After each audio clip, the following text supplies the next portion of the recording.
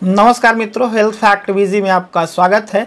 आज के इस इम्पॉर्टेंट वीडियो में हम लोग बात करेंगे डायबिटीज़ के बारे में, क्योंकि आजकल डायबिटीज़ काफ़ी सारे लोगों को काफ़ी कॉमनली हो रही है और इसकी हालांकि कई सारी वजह होती है, लेकिन जो सबसे बड़ी वजह है वो खान पान में, भोजन में असावधानी। तो आज के इस वीडियो में हम लोग जानेंगे कि किन चीज़ों को खानी है, किन चीज़ों को नहीं खानी है, किन चीज़ों को दूरी बनानी है। उसके साथ साथ आज हम लोग ग्लाइसेमिक इंडेक्स और ग्लाइसेमिक लोड के बारे में भी थोड़ा सा जानेंगे कि आखिर ग्लाइसेमिक इंडेक्स क्या है, कौन से जो खाद्य पदार्थ का ग्लाइसेमिक इंडेक्स लो है, किसका हाई है और उसका क्या इम्पैक्ट पड़ता है आपके डायबिटीज़ पे। उसके साथ साथ अर्ली सिम्टम क्या है, कि शुरुआती दौर में ही कैसे आप जान सकें कि आपको जो है डायबिटीज़ के ये सिम्टम हैं, आपको जांच करानी चाहिए या फिर क्या सावधानी बरतनी चाहिए, कैसे आप दिनचर्या में बदलाव करके बाद में जो डायबिटीज़ के चलते कई सारी परेशानी होती है उससे आप बच सकते हैं। या जिन लोगों को ऑलरेडी डायबिटीज़ की समस्या है वैसे लोग अपने खान पान दिनचर्या में बदलाव करके अपने सेहत में कैसे सुधार कर सकते हैं, उन लक्षणों से कैसे बच सकते हैं। क्योंकि जिन्हें डायबिटीज़ की समस्या है मित्रों, उन्हें कई तरह की जो है अंदरूनी समस्या भी बढ़ जाती है। खासकर अगर बात करें तो इरेक्टाइल डिसफंक्शन या फिर जो है पूरे रिप्रोडक्टिव ऑर्गन की समस्या काफ़ी बढ़ जाती है। उसके साथ साथ और भी कई दूसरे सिम्टम बढ़ जाते हैं, तकलीफ बढ़ जाती है और हालांकि इन चीज़ों को वो किसी से बता भी नहीं पाते हैं। तो आज के इस वीडियो में जानेंगे कि कैसे उन चीज़ों से आप बच सकें और ख़ासकर अपने डाइट में आप क्या चेंज करें जिससे आप जो है इन सारी होने वाली तकलीफ़ों से बच सकते हैं। तो मित्रों, चैनल पे नए हैं या आपने अभी तक सब्सक्राइब नहीं किया है तो उसे कर लें और वीडियो को लाइक भी कर दे मित्रों। तो आइए मित्रों, सबसे पहले जल्दी से जान लेते हैं कि ये डायबिटीज़ की समस्या होती क्या है और उसमें बॉडी में क्या चेंज होते हैं। तो मित्रों, हमारी बॉडी में एक छोटा सा ऑर्गन है जिसे पैनक्रियाज कहते हैं। उसका दो मुख्य काम है। एक तो वो एक एंजाइम रिलीज़ करता है जो हमारे ओवरऑल डाइजेशन में मदद करता है, यानी कि भोजन पचाने में वो जो है मदद करता है एंजाइम। और दूसरा उसका काम है कि वो एक हार्मोन रिलीज करता है जिसका नाम है इंसुलिन। वो इंसुलिन हमारे लिए बहुत ही हेल्पफुल है। वो इंसुलिन के कारण ही ग्लूकोज जो है ब्लड के माध्यम से पूरे शरीर में जाता है और ऊर्जा का संचार हमारे शरीर में होता है। यह बिना इंसुलिन के नहीं हो सकता है। वही जब पैनक्रियाज से उचित मात्रा में जो एक्टिव इंसुलिन नहीं बनता है, नहीं प्रोड्यूस होता है, नहीं निकलता है, तो इसकी वजह से ब्लड में ग्लूकोज का जो लेवल है वो बढ़ने लगता है, शुगर का लेवल बढ़ने लगता है और उसे जो ही शुगर का बढ़ना या फिर लंबे समय तक वो बढ़ा रहा तो उससे जो है डायबिटीज़ की समस्या होती है लोगों को। तो ये जो ऑर्गन डिफॉल्टर होता है, यानी कि जो कम काम करता है, वो आपका पैनक्रियाज के वजह से जो है ये सारी समस्या होती है मित्रों। तो आइए मित्रों, जान लेते हैं कि इसके शुरुआती लक्षण क्या है, क्या संकेत से आप जान सकते हैं कि आपको डायबिटीज़ की समस्या बढ़ने वाली है या फिर उसके लक्षण दिख रहे हैं। तो लोगों को जो है बहुत ज़्यादा पेशाब लगना, ये शुरुआती सबसे कॉमन लक्षण है। बहुत ज़्यादा अचानक थकान हो रही है, बहुत ज़्यादा भूख लग रही है, बहुत ज़्यादा पेशाब लग रही है। कई लोगों का वजन अचानक से कम होने लगता है।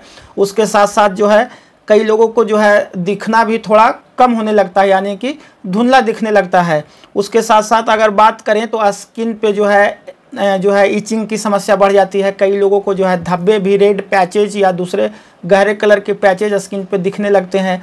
उसके साथ साथ जो है हाथों पैरों में जो है झनझनाहट, सुन्नपन, थोड़ा दर्द, चुभन जैसी चीज़ें भी अचानक बढ़ जाती है। उसके साथ साथ अंदरूनी कुछ सिम्टम की बात करें तो कई लोगों को इरेक्टाइल डिसफंक्शन की समस्या भी बढ़ जाती है, यानी कि रिप्रोडक्टिव ऑर्गन में जो ब्लड फ्लो है वो उसकी जो है कमी हो जाती है, जिसकी वजह से सेक्सुअल डिजायर भी ख़त्म होने लगती है या फिर इरेक्टाइल डिसफंक्शन जो है तुरंत हो जाता है, उससे संबंधित समस्या भी आपकी बढ़ सकती है। तो ये कुछ शुरुआती अगर लक्षण आपको हो रहा है तो आपको जांच कराने की ज़रूरत है, ताकि आप समय रहते अपनी दिनचर्या को, अपने खान पान को, भोजन को सुधार करके आप जो है चीज़ों को गंभीर होने से, सीवियर होने से बचा सकते हैं मित्रों। तो मित्रों, अब जान लेते हैं कि ये डायबिटीज़ कितने तरह का होता है। तो ये मेनली 4 तरह का होता है। एक तो है प्री डायबिटिक, जो कुछ लोगों में शुरुआती लक्षण इसके दिखते हैं, उसके बाद अगर वो अपनी दिनचर्या, भोजन को सही कर लेते हैं तो समय रहते वो चीज़ें दुरुस्त हो जाती है। दूसरी होती है मित्रों टाइप 1 डायबिटीज़। इसमें क्या होता है कि आपका पैनक्रियाज जो है इंसुलिन बनाता ही नहीं है। काफ़ी सारे लोगों को आपने देखा होगा कि वो इंसुलिन का इंजेक्शन लेते हैं। तो वैसे लोगों को टाइप 1 डायबिटीज़ रहती है, जिन्हें इंसुलिन बाहर से लेनी पड़ती है, नहीं तो ब्लड में शुगर की मात्रा इतनी ज़्यादा बढ़ जाए, क्योंकि जो बिना इंसुलिन के जो है वो एक जगह से दूसरे जगह ग्लूकोज बॉडी में जो है ट्रांसपोर्ट नहीं करेगा, उसके लिए इंसुलिन जरूरी होती है। तो टाइप 1 डायबिटीज़ हालांकि काफ़ी कम लोगों को होती है और सबसे ज़्यादा जो लोगों को होती है वो टाइप 2 डायबिटीज़। इसमें आपका पैनक्रियाज जो है इंसुलिन बनाता है लेकिन बहुत ही कम मात्रा में, जिसकी वजह से जो है ब्लड में शुगर की मात्रा बढ़ने लगती है। हालांकि ये ज़्यादातर लोगों में होती है और काफ़ी सारे ऐसे लोग हैं जो अपने भोजन को, डाइट को दुरुस्त करके, दिनचर्या को सही करके इस टाइप 2 डायबिटीज़ को जो है प्रिवेंट करते हैं, उसकी रोकथाम कर लेते हैं। और एक और चौथी होती है वो जेस्टेशनल डायबिटीज़ होती है। वो महिलाओं में प्रेगनेंसी के दौरान होती है क्योंकि उस समय हार्मोनल चेंज बॉडी में होता है। तो जो महिलाएं माँ बनने वाली रहती है, प्रेगनेंसी के दौरान जो डायबिटीज़ की मात्रा बढ़ती है, यानी ब्लड शुगर बॉडी में बढ़ता है, ब्लड में बढ़ता है, तो उसे जेस्टेशनल डायबिटीज़ कहते हैं मित्रों। तो मित्रों आइए जान लेते हैं कि जो है नॉर्मल ब्लड शुगर का रेंज कितना होना चाहिए, नॉर्मल लेवल क्या है।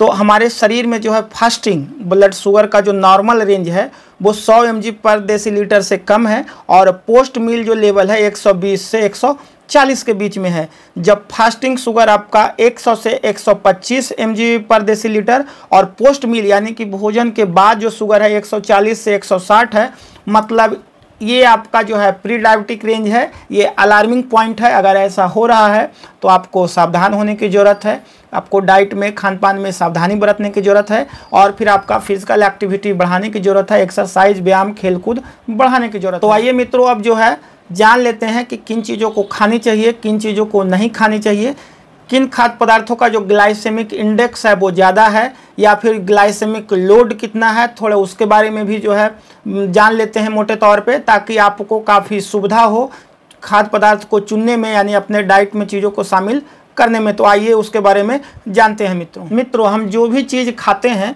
उससे हमारा ब्लड शुगर लेवल बढ़ता है। कई सारी ऐसी चीज़ें हैं जो हमारा ब्लड शुगर लेवल तुरंत बढ़ा देती है, कई सारी ऐसी चीज़ें हैं जो कुछ देर बाद बढ़ाती है, कई सारी ऐसी चीज़ है जो कम बढ़ाती है और कुछ तो बिल्कुल भी नहीं बढ़ाती है। तो इन चीज़ों में कैसे आप अंतर करना जान सकते हैं, समझ सकते हैं, तो आइए जानते हैं मित्रों। जैसे ग्लूकोज जो है उसका ग्लाइसेमिक इंडेक्स 100 है। ग्लूकोज पेट में जाते ही ब्लड शुगर तुरंत बढ़ा देता है। अगर वहीं हरी सब्जियों की बात करें तो उसका ग्लाइसेमिक इंडेक्स सबसे कम है, इसलिए उसे खाने के बाद ब्लड शुगर लेवल बहुत देर से और बहुत मामूली से बढ़ता है। हम जो भी चीज़ें खाते हैं उन सभी का जो ग्लाइसेमिक इंडेक्स है पर एक निश्चित रेटिंग है और यह रेटिंग 1 से लेकर 100 अंक तक होती है।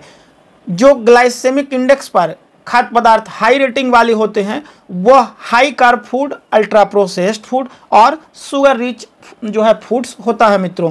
हाई ग्लाइसेमिक इंडेक्स का अर्थ है कि इन चीज़ों में कार्ब की मात्रा ज़्यादा है, ये पेट में जाकर जल्दी और आसानी से पच जाती है और ब्लड शुगर लेवल को तुरंत बढ़ा देती है मित्रों। वहीं दूसरी ओर जिस फूड्स की, खाद्य पदार्थ की जो ग्लाइसेमिक इंडेक्स रेटिंग है वो कम होती है, वैसी चीज़ें देर से पचती है और वो शुगर का लेवल को भी जो है बहुत कम बढ़ाती है या तो बिल्कुल नहीं बढ़ाती है। तो वैसी चीज़ों की अगर बात करें तो उसमें जो है फाइबर है, प्रोटीन है और हाई क्वालिटी फैट वाले फूड्स हैं। तो ये सारी चीज़ें जो है आपका ब्लड शुगर लेवल बहुत ही कम बढ़ाती है। मित्रों हर व्यक्ति को ये पता होना चाहिए कि वह जो भी खा रहा है उसका उसके ब्लड शुगर लेवल पर क्या असर पड़ेगा।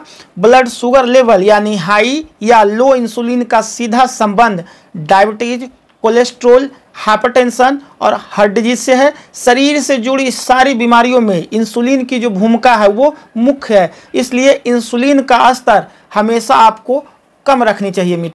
तो अब आइए जानते हैं कि ये ग्लाइसेमिक लोड क्या है।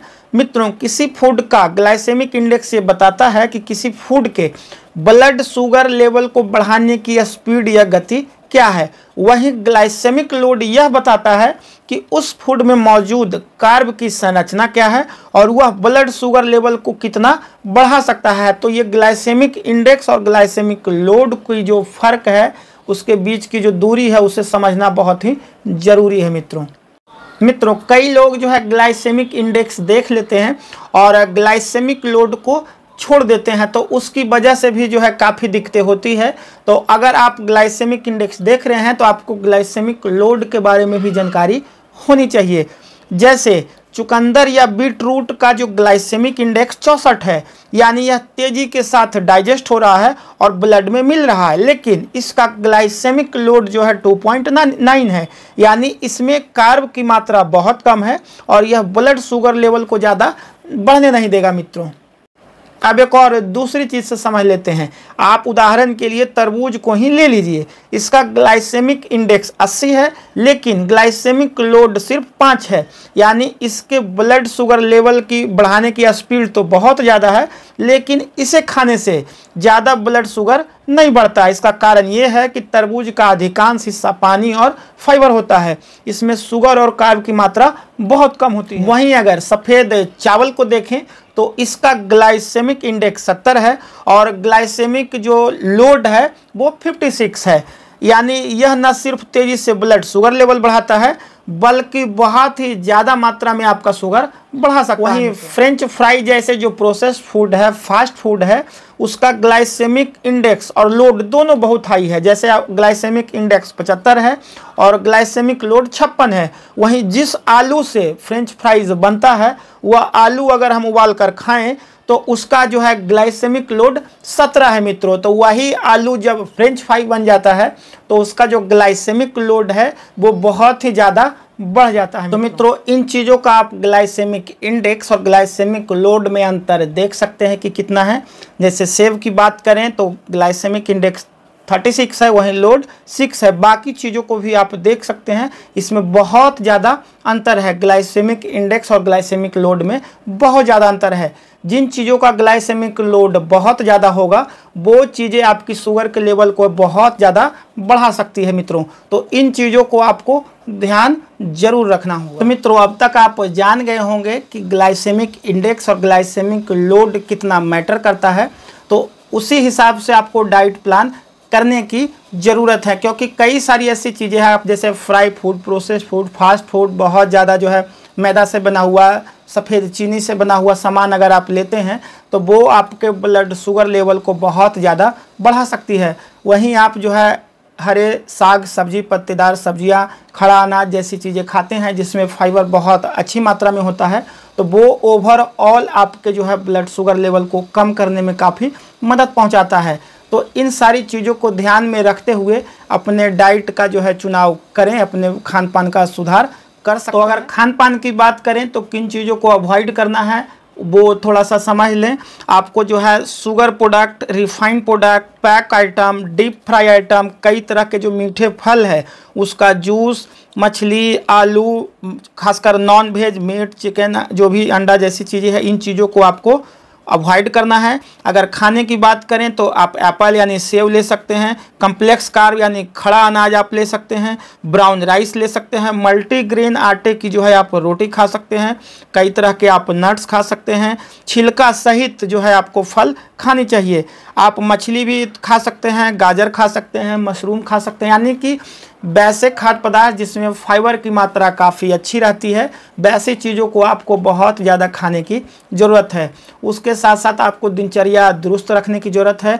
आपको जो है एक्सरसाइज, व्यायाम, फिजिकल एक्टिविटी जो है करने की ज़रूरत है। अपने जो है संयमित दिनचर्या को रखें। उसके साथ साथ आप अपनी अच्छी नींद लें, स्ट्रेस, एंजाइटी जैसी चीज़ों से आप दूर रहें, हमेशा हैप्पी रहने की कोशिश करें और आप बिल्कुल स्वस्थ रहेंगे। अगर ये सारी चीज़ आप दुरुस्त रखते हैं तो आपको जो रिप्रोडक्टिव एरिया के समस्या है, जैसे वहाँ ब्लड फ्लो कम होता है और आपके इरेक्टाइल डिस्फंक्शन जैसी समस्याएं डायबिटीज़ वालों को जो है काफ़ी ज़्यादा रहती है, क्योंकि वहाँ ब्लड फ्लो कम होता है तो जो सेक्सुअल लाइफ है वो भी काफ़ी कंप्रोमाइज़ होती है।